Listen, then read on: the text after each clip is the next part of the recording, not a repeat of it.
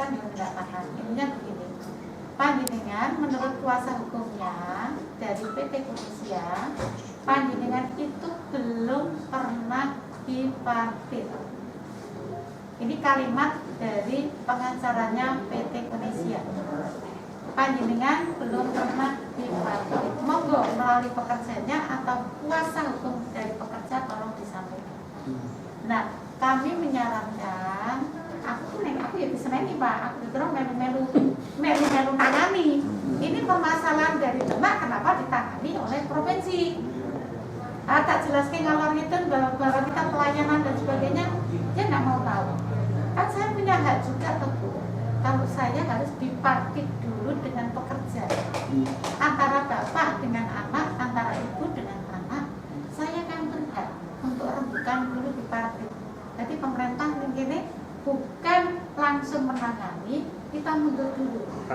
Saya tidak akan melakukan intervensi pada waktu nanti panjenengan dipartit. Intinya panjenengan bisa rembukan dulu. Panjenengan nuntut apa? Nanti pihak perusahaan juga akan menyampaikan jawaban atas tuntutan panjenengan. Bukti masalah pelanggaran, bukti masalah perselisihan, dia belum mau tahu, itu loh Pak Iri. Dia belum mau tahu, tolong disampaikan ke pihak pengacaranya. Aku ya sudah paham, panjenengan untuk pelanggaran ini. Dari perselisihan juga ini kemarin sudah menyampaikan ini. Tapi dari pihak pengacaranya minta diselesaikan dulu secara bipartit.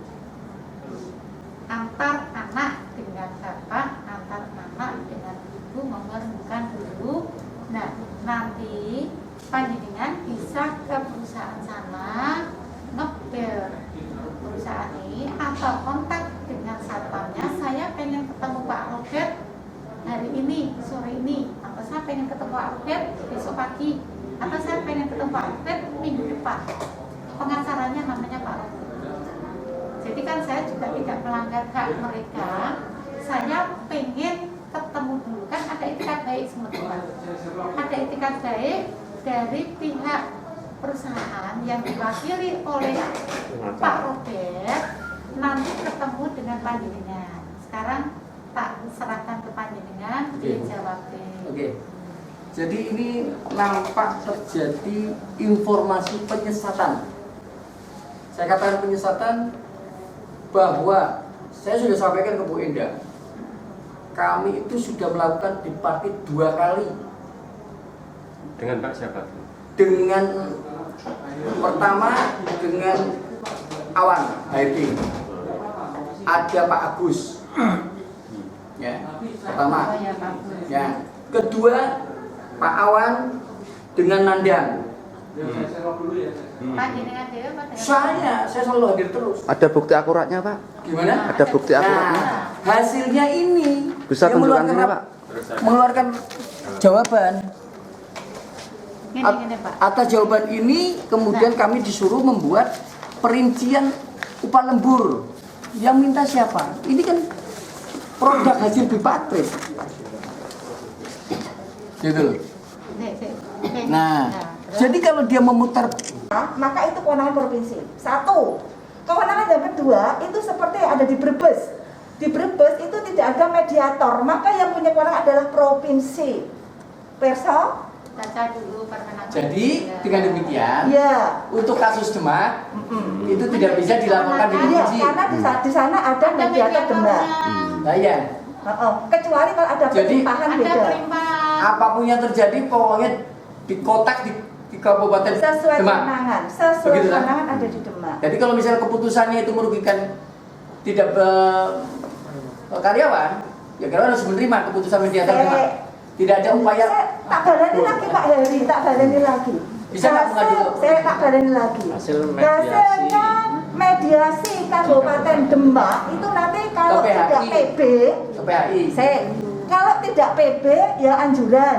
Kalau PB berarti jenengan ada kesepakatan dengan perusahaan. Kalau tidak ada kesepakatan Itu nanti tugasan mediator membuat gugatan. anjuran. anjuran itu sebagai dasaran untuk PHI. datang ke PHI. Iya. Lah, ya, Itu artinya- Pak iya, Pak Heri yang bagus. Berarti kan tidak ada ruang untuk kita lapor ke provinsi Pak sudah. Heri yang bagus begitu, nggih. Gitu? Nggih. Oh ya sudah. Nggih. Pak Heri Ya. bagus dhewe tenan wis bagus dhewe. Tidak ada ruang. Jadi tidak ada ruang. Wong aturannya seperti itu. Berarti kita sowan ke sini itu yang jelas salah jalur Bu ya. Kalau lapor di mana aja bisa, Mas. Iya, siap. Monggo silakan. Tapi kan kita mengarahkan ini loh, kewenangannya ini ada di sana. Kami kan sudah mencoba. Jadi final Mas. Kami kan Ya. sudah. Demak itu betul final. Kami kan sudah mencoba untuk mengklarifikasi. Kita kan sudah mencoba untuk klarifikasi, pengawas, mengundang. Dari pihak perusahaan kan nggak hadir. Kalau pihak perusahaan hadir apa ya rampung masalah kan juga nggak rampung toh. Dia kan maunya difasilitasi oleh Demak. Makanya ya sudah kita kembalikan ke Demak sesuai aturan yang ada. Begitu Pak Heri yang bagus. Nggih. Paham. Ya berarti kan finalnya di Demak ya Bu ya. Iya Pak Ya. Pak Heri. Iya. Jadi finalnya di Demak. Setelah itu kamu kalau mau cari keadilan ya silakan gugat. Ya, mudah-mudahan. Gitu kan? Nggih. Tapi Mudah-mudahan. nggak bisa lari ke provinsi, nggak bisa tutup itu. Iya, kewenangannya. Ya, aturannya Ibu bilang begitu ya. Iya, aturannya begitu. Nah, ini catat aturannya menurut Ibu. Bukan menurut provinsi saya. menurut Ibu. Jangan menurut saya, menurut Undang-Undang Nomor 2 Tahun 2004 dan Permenaker Trans Nomor 7 Tahun 2014. Silakan dipelajari, di Mbak Google ada. Ya, Silakan jadi dibaca, semua biar khusus paham. perselisihan khusus yang Demak ini tidak Iya. bisa lapor ke provinsi gitu ya intinya karena Kalau aturannya dari seperti itu ya. penjenengan nggak bisa. Aturannya begitu ya. Iya, aturannya Jadi nggak bisa lapor ke Oke. provinsi ya. Iya, nggak bisa. Kalau dari Oke. penjenengan secara aturan tidak bisa. Oke, ya dan nanti Kalau- ini enggak gitu Pak. Ini jangan jadi satu. Pak, physical distancing, Pak. Jangan dekat-dekat, Pak. Permasalahan persis. Tidak ada tanggung jawab perusahaan atas kematian anak karyawan yang meninggal dampak dari tidak aktifnya kartu BPJS Kesehatan. Padahal gaji karyawan sudah dipotong tapi tidak disetorkan oleh perusahaan. Yang kedua, tidak ada pernyataan tertulis dari perusahaan bahwa bertanggung jawab penuh terhadap perlindungan kesehatan bagi karyawan dan keluarganya selama kartu BPJS Kesehatan tidak aktif karena perusahaan menunggak padahal gaji karyawan selama ini sudah dipotong. Yang ketiga, tidak ada pernyataan tertulis dari perusahaan bahwa bertanggung jawab untuk perlindungan pekerja karena kartu BPJS Ketenagakerjaan tidak aktif karena menunggak padahal gaji karyawan sudah dipotong. Keempat, tidak ada tanggung jawab perusahaan dan jawaban yang jelas kapan perusahaan akan membayar upah lembur karyawan yang selama 1 tahun 8 bulan belum dibayarkan. 5. Dampak BPJS Ketenagakerjaan tidak aktif, maka karyawan tidak dapat menerima bantuan BLT BPJS Ketenagakerjaan dari pemerintah yang mana saat ini dibutuhkan karyawan karena karyawan diliburkan perusahaan dan tidak dapat penghasilan. 6. Karyawan sudah mencoba menyampaikan keluhan lisan kepada Dinas Tenaga Kerja Demak. Ini dalam ini ke Bu Indah, ada nih Bu Indah. Oke.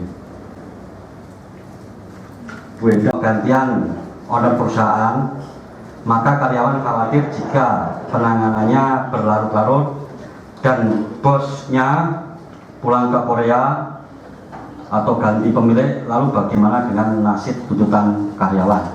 Di Dinas Tenaga Kerja kami berikan porsi dahulu, habis itu BPJS bagaimana ini kok sudah dipotong tapi tidak dibayarkan, apakah ada sanksi atau bagaimana? Nah, kami ingin kebenaran ini, kalau benar sudah dipotong tapi tidak dibayarkan atau bagaimana? Pimpinan DPRD Kabupaten Demak beserta Komisi D yang saya hormati teman-teman saya dari OPD, baik dari perizinan dari BPJS Ketenagakerjaan Kesehatan, dan yang saya hormati teman-teman dari perwakilan pekerja dan Ketua Dewan Pimpinan Pusat Gerakan Pemuda Marinis. Terima kasih Pak Ketua Jadi berkaitan dengan permasalahan Ponisia ini memang kami dari dinas beberapa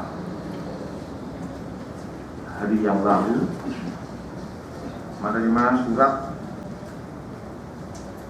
dari pimpinan Pusat Gerakan Pemuda Martinis pada tanggal 23 September, tanggal suratnya, yang kami terima tanggal 24 September 2020. Namun sebelumnya kami juga menerima temusan dari Dewan Pimpinan Pusat Gerakan Pemuda Martinis ini laporan kepada Dinas Tenaga Kerja dan Transmigrasi Provinsi. Kemudian pada tanggal 23 kemarin kami berkoordinasi dengan Dinas Tenaga Kerja dan Transmigrasi Provinsi dalam rangka untuk menindaklanjuti laporan ini. Jadi kemarin ada beberapa pertimbangan, baik dari teman-teman perwakilan pekerja Ponisia maupun dari pihak pengusaha. Ini untuk bisa melakukan tindak lanjut ini secara bersama-sama Pak Ketua, yaitu dilakukan di kantor Dinas Tenaga Kerja Kabupaten Demak besok pagi Pak, tanggal 29 ya. Dan kami sudah menekankan pada perusahaan, kalau memang perusahaan dalam arti kata baik HRD maupun yang lain tidak bisa, ya lawyer yang dituju ini. Dan memang sudah ada komunikasi tingkat profesi dengan lawyer yang dituju. Dan waktu kami minta ini selama kurang lebih 1 bulan ini untuk kita selesaikan bersama. Bagaimana solusi yang baik? Ya. Kalau memang perusahaan tadi mengatakan bahwa tidak mampu dan sebagainya, ya harus kita lakukan auditnya. Ya. Kalau yang dipermasalahkan sekarang apa? Masalah tuntutan upah lembur, ya Pak? Iya. Ya. Ya kan? Iya. Ya, mestinya harus kita lihat juga nanti. Ya. Kesulitannya apa? Apakah sulit untuk menghitung sebanyak 890 ya? Ya. Minta waktu, oke lah, minta waktu kan gitu kan. Ya. Jadi nanti kan kita cari Pak Ketua, ya bersama-sama nanti. Ya. Bagaimana nanti titik temunya? Kalau di sana sudah pakai lawyer, ya monggo sesuai aturan bagaimana. Jadi itu Pak Ketua, sembari nanti mungkin ada saran dari Bapak Ibu sekalian bagaimana baiknya untuk menangani kasus ini bersama. Demikian, terima kasih. Kurang lebihnya saya mau pekerja untuk melakukan minta maaf itu karena kemarin saya tanya dengan adanya pekerja yang mengatakan bahwa saya tidak akan berangkat sebelum dibayar upahnya. Jadi saya sebagai mediator, saya menyarankan sesuai dengan pasal 168 Undang-Undang 13 tahun 2003 bahwa selama 5 hari tidak berangkat adalah makruh, dan itu pun disebut mengundurkan diri. Itu Pak. Jadi untuk lebih jelasnya, karena saya mendapat tugas dari Kepala Dinas besok tanggal 29 itu untuk menyelesaikan masalah 30 hari kerja. Jadi ini pernyataan saya, jawaban saya, dan mohon dari Bapak Ketua untuk memberikan saran atau masukan kepada saya. Terima kasih. Assalamualaikum warahmatullahi wabarakatuh. Waalaikumsalam warahmatullahi wabarakatuh.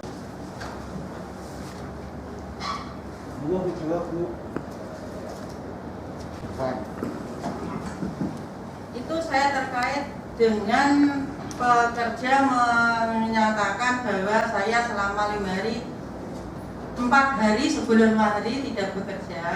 Jadi saya sarankan sebelum 5 hari tolong bekerja, karena kalau 5 hari bekerja tidak bekerja berarti melanggar pasal 168 makir berarti.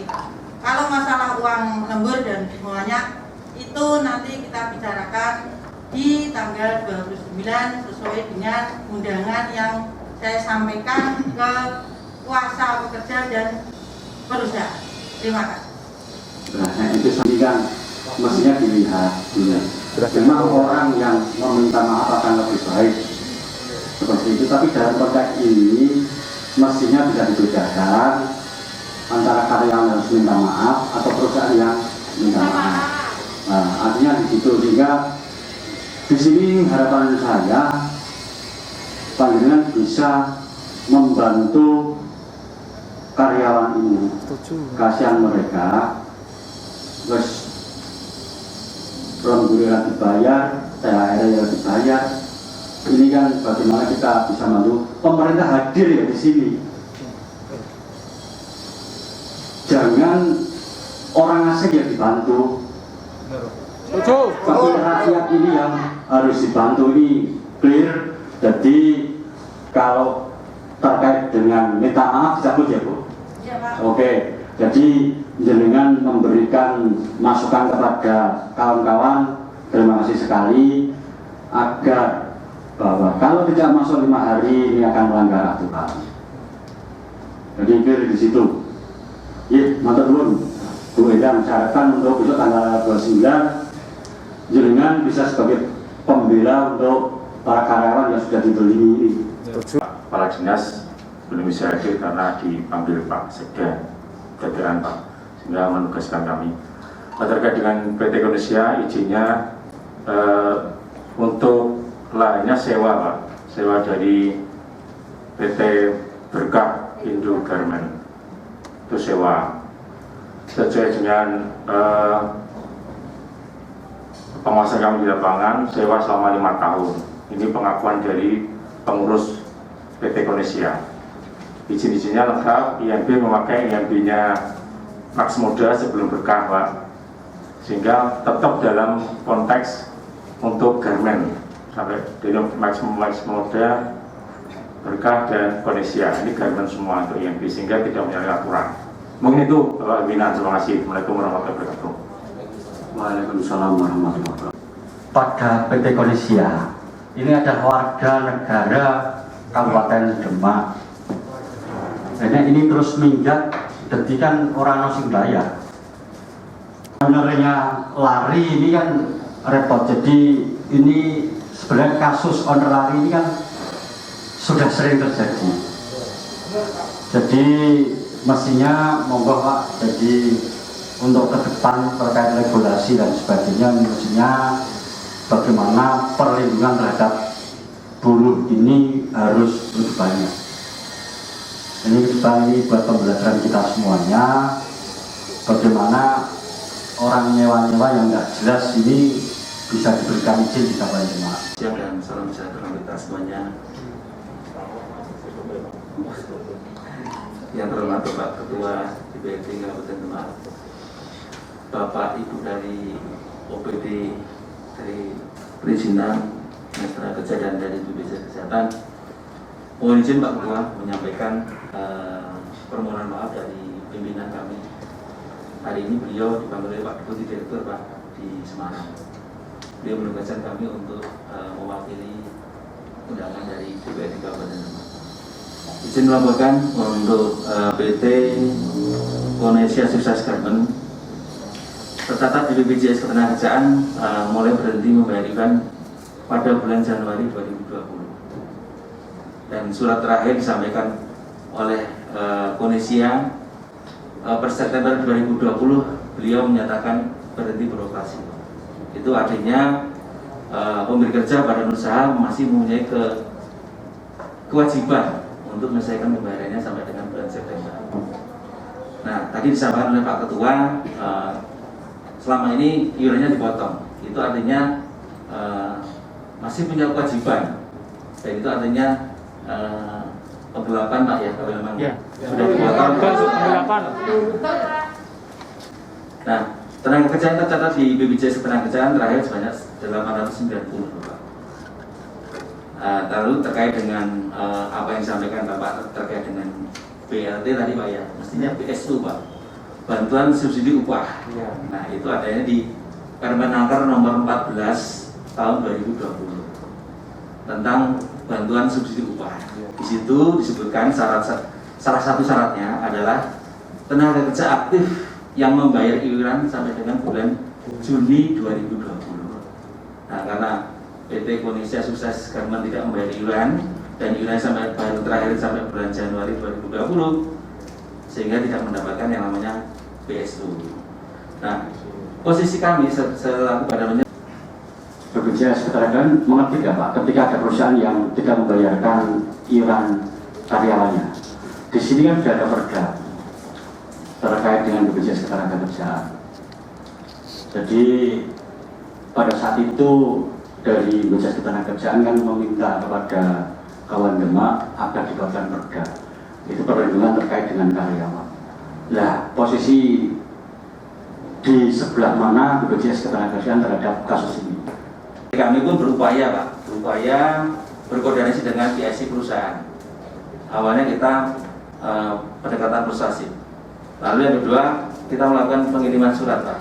Tentunya seperti yang disampaikan Pak Bambang tadi, ada Satwas Pak, Satuan Pengawas Ketenagakerjaan yang bertugas untuk menyelesaikan ini Pak. Jadi kemarin aturan itu pun sudah kita lalui Pak untuk pengiriman surat pemberitaan penunggangan. Dibayarkan kewajiban dari para karyawan yang belum terbayarkan.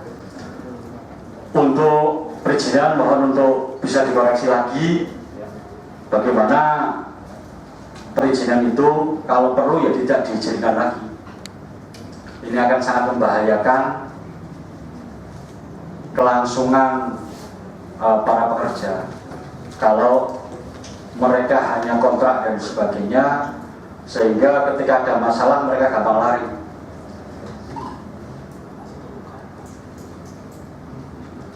Jadi itu mungkin Pak Ketua Komisi mau menambahkan, dipersilakan.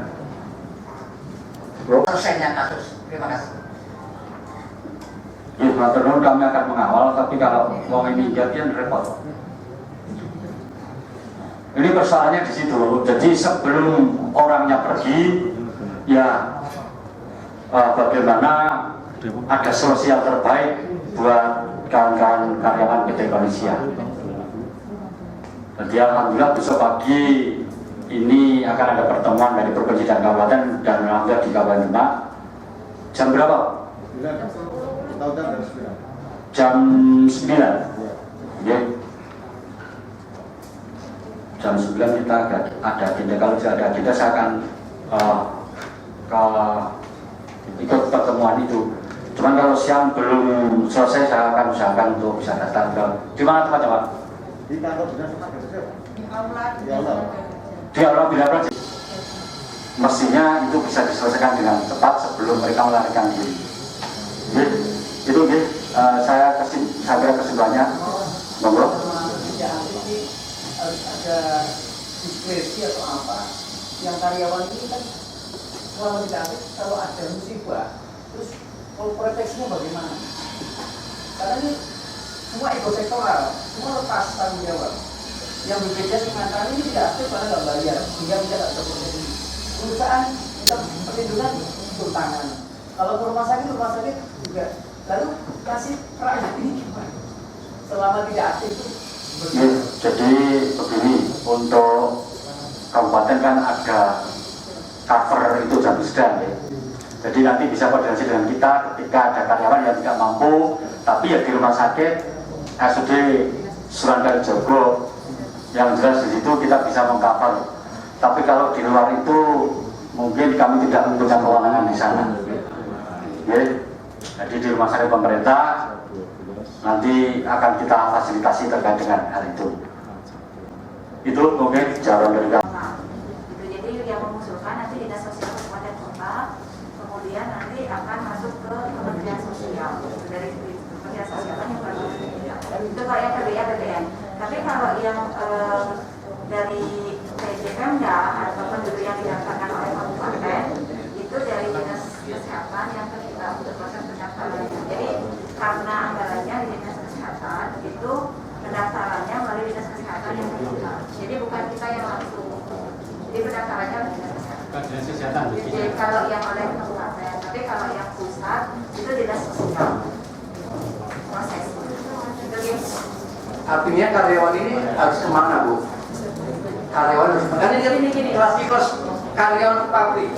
Pikirannya lah tekan namanya, Bu. Kan di situ, di situ kan ada dua. Ada yang iurannya dibayarkan oleh pemerintah pusat, ada yang iurannya oleh kabupaten. Kalau yang dibayarkan oleh pemerintah pusat itu proses pendaftarannya dari dinas sosial yang akan mengajukan ke Kementerian Sosial. Itu nanti ajuannya dari Dinsos kabupaten. Tapi kalau yang kabupaten itu nanti dari Dinkes yang akan mendaftarkannya ke kita. Iya, berarti karyawan kalau kabupaten lapor ke dinas. Nanti Dinkes yang akan koordinasinya dengan kita. Iya, karyawan sendiri lapor gitu. Iya. Nanti yang berhak mewajibkan mendaftarkan itu dari Dinkes. Saya. Kalau yang kabupaten ya. Tapi kalau yang bapak itu beda lagi ada.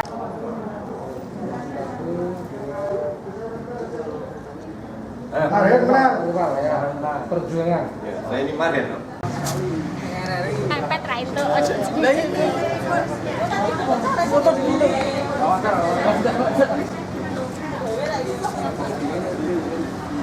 Masuk TV. Ini salah siapa? Ini salah siapa?